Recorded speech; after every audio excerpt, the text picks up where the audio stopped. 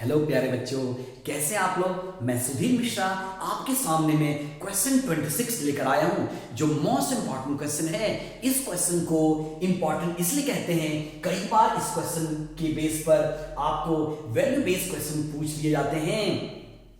आपको उस value based question को जो स्टेटमेंट दिए होते हैं, उस स्टेटमेंट को अपने मैथमेटिकल नरेशन के थ्रू आपको समझना पड़ेगा कि ये क्वेश्चन वही है। और कई बार इस क्वेश्चन में फिगर भी नहीं दिए होते हैं।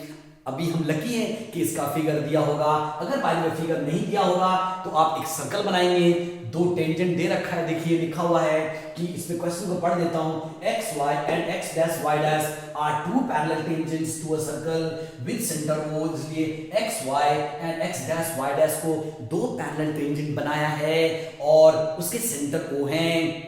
और दूसरा आपके पास जो टेंजेंट है वो आपके पास ए बी है, देखा हुआ देखिए। Another tangent A B with point of contact C, C इसका पॉइंट ऑफ कांटेक्ट है। और जो ए बी एक्स वाई को ए पर कट कर रहा है और एक्स डैश वाई डैश को बी पर कट कर रहा है। इतना इंफॉर्मेशन दिया हुआ है। चलिए हम प्रूफ करते हैं। हमें टू प्रूफ क्या करना है बच्चे, एंगल ए ओ बी को 90, इसलिए ओ को ए से ज्वाइन कर दिया, ओ को बी से ज्वाइन कर दिया। अब हमें ये गिवन लिखने पड़ेंगे बच्चे। गिवन क्या है बच्चा, गिवन है x y is parallel to x dash and y dash। Okay बच्चे, आपको टू प्रूफ क्या करने हैं, देखिए प्यारे बच्चों, टू प्रूफ करने हैं angle A O B equals to 90 degree. A O B 90 है। अब आपको एक कंस्ट्रक्शन भी करनी है बच्चा, कंस्ट्रक्शन भी करनी है। क्या कंस्ट्रक्शन करनी है, ज्वाइन, किसको ज्वाइन करेंगे बच्चा, join O to C, O को C से ज्वाइन कर दीजिए। ठीक है बच्चा। अब आपको क्योंकि बहुत सारे एंगल आएंगे इसमें P A O O A C, इसको आपको कंफर्टेबल करने के लिए इसको एंगल 1 लिख दीजिए, इसको एंगल 2 लिख दीजिए, इसको एंगल 3 लिख दीजिए और इसको एंगल 4 लिख दीजिए। मतलब ये हुआ कि आपको बिना एंगल लिखे भी हो सकता है, लेकिन थोड़ा से आपको इजियर वे हो जाएगा, कन्वीनियंट हो जाएगा। ये आपको मैंने एंगल 1 लिखा है, मतलब ये हुआ कि एंगल PAO की वैल्यू आपको एंगल 1 है। ठीक है बच्चा, हमने लेट किया हुआ है। अब हम करते हैं, क्या करते हैं बच्चे, प्रूफ, PROOF, प्रूफ। प्रूफ में क्या करेंगे बच्चे, लिखेंगे इन ट्रायंगल POA। क्या लिखेंगे, in triangle POA and triangle POA और in triangle AOC, in triangle AOC। ठीक है बच्चा, ये आपको ट्रायंगल लिखना है, इन ट्रायंगल AOC। क्या होगा बच्चा, जल्दी बताइए। PO equals to OC, PO OC के इक्वल होगा। क्यों बच्चा, क्योंकि जितने भी सर्कल में रेडियस है, ऑल रेडियस आर इक्वल। जितने भी हमारे रेडियस के सर्कल है, सर्कल के रेडियस होंगे, all radius are equal in a circle. एक सर्कल में जितने रेडियस हैं वो आपको सारे इक्वल होंगे। That is PO equals to OC। दूसरा क्या होगा बच्चा, दैट इज PA, ये देखिए PA equals to AC, PA AC के इक्वल होगा। क्यों बच्चा, थ्योरम से tangents drawn from common points are equal. तो यहां लिखेंगे किसे, tangents drawn from common points। ठीक है बेटा, CP लिख देता हूं, कॉमन पॉइंट का कॉमन पॉइंट्स आर इक्वल। ठीक है बच्चों, चलिए और लास्ट पार्ट लिखते हैं, that is OA equals to AO common side. ठीक है बच्चा, जैसा कि आपको कॉन्ग्रुएंसी आपको पता है, यहां लिखेंगे ऑल रेडिया आर इक्वल। ये आपको साइड के अकॉर्डिंग होगा, मींस साइड हो गया, PAC इक्वल हो गया, ये भी साइड हो गया और ये आपको साइड तो है ही। इसका मतलब ये हुआ ट्रायंगल कॉन्ग्रुएंट। कैसे कॉन्ग्रुएंट हुआ, यहां लिख देंगे सो देयरफॉर जो आपने ट्रायंगल लिया है, ट्रायंगल कौन सा लिया है, POA और AOC। So therefore triangle POA ठीक है बच्चा, इज कॉन्ग्रेंट टू, कॉन्ग्रेंट का सिंबल बना दीजिए, ये आपका कॉन्ग्रेंट है POA, is congruent to AOC, triangle AOC। Okay प्यारे बच्चों, POA is congruent to AC।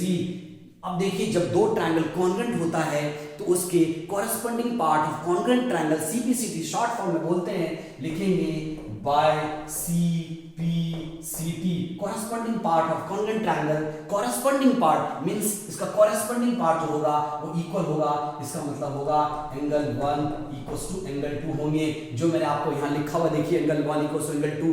देखिए इसको आप अब मुझे इरेज करना है, इसलिए प्लीज आप इसको स्क्रीनशॉट लेना चाहते हैं तो ले लीजिए। मैं आपको बता रहा हूं मैंने क्या किया, अभी O को C से ज्वाइन किया और ट्रायंगल POA को AOC से कॉन्ग्रेंट प्रूफ कर दिया। अब मैं आपको इरेज कर रहा हूं इसे, और अभी तक मैंने एंगल 1 को एंगल 2 से इक्वल प्रूफ कर दिया।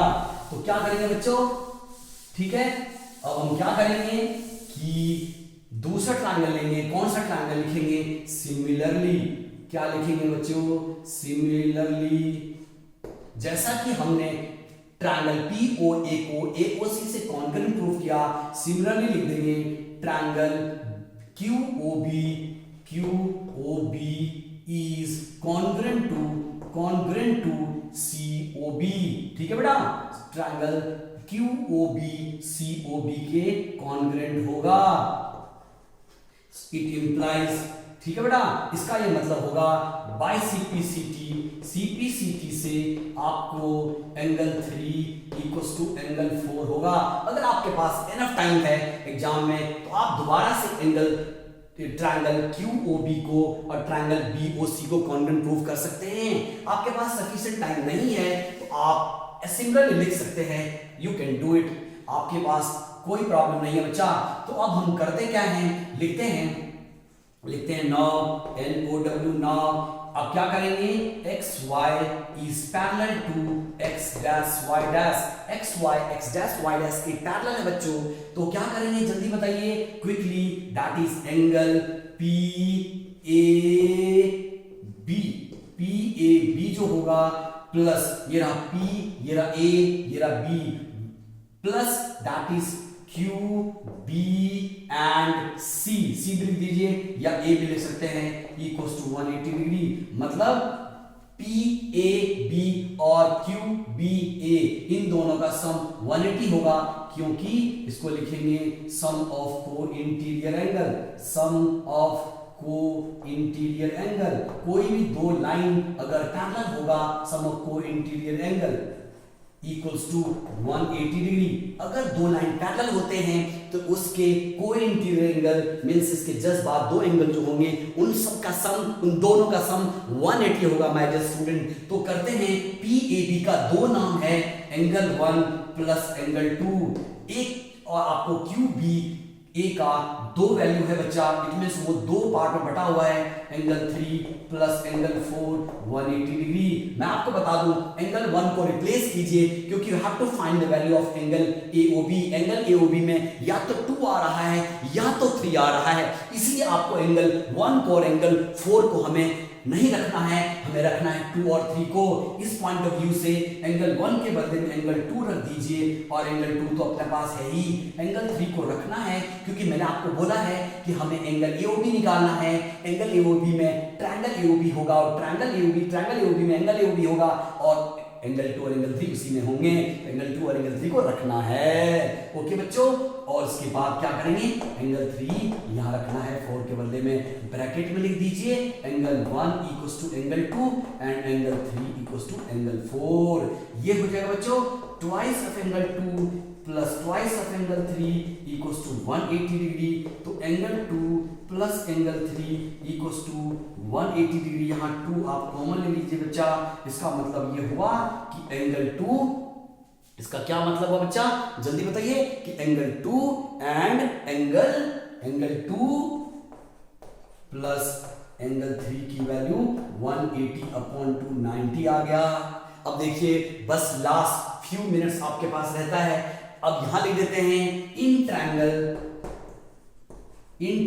AOB इन ट्रायंगल AOB क्या होगा बच्चा, by ASP of triangle, angle sum property of triangle क्या होगा बच्चे जल्दी बताइए, angle 2 plus angle 3 plus angle AOB आपके पास 180 होगा।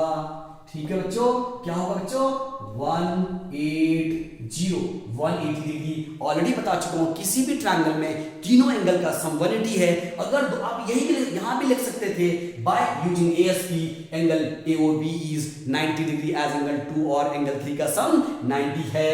एंगल 2 और एंगल 3 का सम 90 है बच्चा, plus AOB that is what AOB equals to 180, तो आपको AOB की वैल्यू 90 आ गई है। यहां आप अंडरलाइन कर दो। ठीक है बच्चों, ये आपको मैंने क्वेश्चन कर दिया।